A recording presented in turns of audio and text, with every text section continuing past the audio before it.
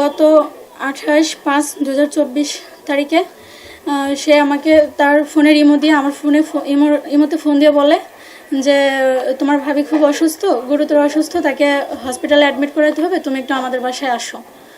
তখন আমার 4 বছরের একটা বাচ্চা আছে। আমি তখন আমার বাচ্চাকে আমার শাশুড়ির কাছে রেখে আমি তার বাসায় যাই।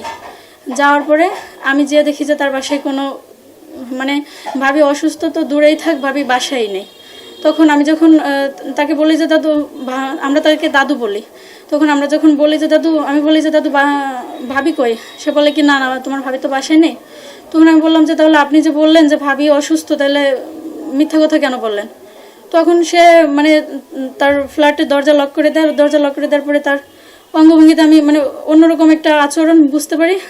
আমি যখন চলে আসতে যাই তখন সে জোর করে আমার মুখ বন্ধ করে তার রুমে নিয়ে তার খাটের উপরে আমার ইচ্ছার বিরুদ্ধে আমাকে জোরপূর্বক ধর্ষণ করে। এবং ধর্ষণের সময় সে তার মোবাইল ফোনে এটা ভিডিও করার পরে সে আমাকে বলে যে তুমি যদি কাউকে বলো তাহলে মান সম্মান তোমারই যাবে, আর তোমার ফ্যামিলির লোক আমাকে অনেক বেশি সম্মান করে, আমি যদি বলি তাহলে এটাই বিশ্বাস করবে, তোমার কথা কেউই বিশ্বাস করবে না। এক পর্যায়ে আমাকে অনেক ভয় ভীতি দেখালে আমি এটা গোপন রাখি, আমি কাউকে বলি না। বললে তারপরে আমি চলে আসি। আসার পরে সে আবার তার পরের মাসের 9/6/2024 তারিখে সে আমাকে হঠাৎ আবার ফোন দেয়, ইমো দিয়ে, আমার ইমোতে ফোন দিয়ে বলে কি যে তুমি এখনই আমার বাসায় এসে দেখা করবা। তখন আমি যখন যাইতে না করি তখন সে আমাকে বলে কি যে তুমি যদি না আসো, আমি কিন্তু এটা লোক সমাজে যদি ভাইরাল করে দিই ফেসবুকে, তাহলে কিন্তু তুমি স্বামীর সংসার করতে পারবে না, আর বুঝোই তো কি হবে।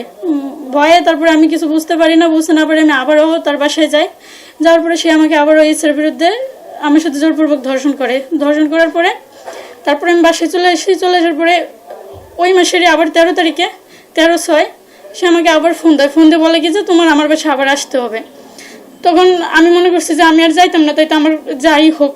তখন আমি বলছি কি দাদু, আমি আর আপনার কাছে যাইতাম না, আপনি যা করবেন করেন, আমি আর এর মধ্যে নাই। যা এখন হবে তাই একটু পরে, যা কিছুদিন পরে হবে তাই এখন হোক, তাতে আমার কোনো সমস্যা নেই। আমি মনে করি যে সে হয়তো বা শুধু আমাকে ভয় দিয়েছে, সেরকম কোনো কিছুই করবে না। তখন সে রাগের চোটে আমি যখন তার কাছে যাইনি তখন সে রাগের বসে আমার হাজব্যান্ডে 19/24 তারিখ সে আমাকে 18 তারিখ পর্যন্ত রিকোয়েস্ট করতে থাকে। আমি যখন যাই না, তারপরে আমি ওই সিম কার্ড চেঞ্জ করে ফেলা, ওই ইমো বাদ দিয়ে দিই।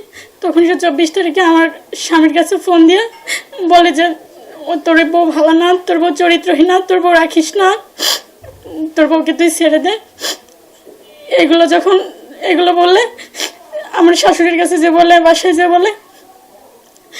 বলার পরে তারপরে আমার হাজব্যান্ড আমাকে যখন জিজ্ঞাসা করে তখন আমি আমার হাজব্যান্ডে বলি যে দাদু তো আমার সাথে এরকম কিছু করছে। করার পরে দাদুই আমার মানা করছে যে তুমি বললে তোমার মান সম্মান যাবে, এখন দাদুই কেন আবার এরকম করলো।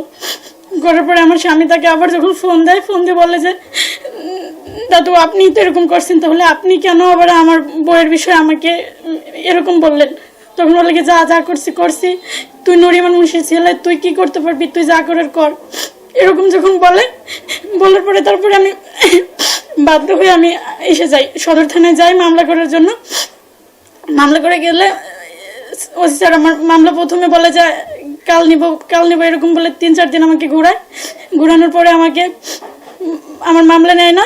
পরে আমরা জানতে পারছি গোপন সূত্রে যে তার ভাই একজন ঊর্ধ্বতন কর্মকর্তা, অ্যাডিশনাল এসপি শাহিদুল ইসলাম রুবেল, এবং তার আরেক ভাই এনএসআই তে জব করে রাসেল মুন্সি, তাদের সেই মামলা থানায় নেয়নি। তারপরে আমরা কোর্টে মামলা করার পরে মামলা পিবিআইতে তদন্ত দিছে। এখন তারা এই যে গত 15/11/2024 তারিখে তার ওই রাসেল ভাই এবং এই কিছু ইউনিয়ন আওয়ামী লীগ কিছু সভাপতি, শ্রমিক লীগের কিছু আওয়ামী লীগের নেতাকর্মীকে নিয়ে আমাদের বাসায় আসার পরে তারা বলে যে মামলা উঠায় ফেলানোর জন্য। তা আমরা মামলা উঠাইতে যখন রাজি হইনি তখন তারা আমাদের ভয় দিচ্ছে যে থানা থেকে যেরকম মামলা নিতে দেয়নি ঠিক একইভাবে পিবিআই থেকেও রিপোর্ট নেগেটিভ করাবো, তোমরা মামলা মীমাংসা না করলেও আমাদের সমস্যা নেই, আমরা ওটা যে কোনোভাবে রিপোর্ট নেগেটিভ করাবো। বিভিন্ন মাস্তান টাস্তান ভাড়া করে হুমকি টমকি দিচ্ছে, তাদের হাত পা ভেঙে দেবে, তাদের মেরে ফেলবে। তাই আমি এখন গণমাধ্যম কর্মীদের সাহায্য নিয়ে আইনের কাছে এবং দেশবাসীর কাছে এর সঠিক বিচারের জন্য অনুরোধ করতেছি।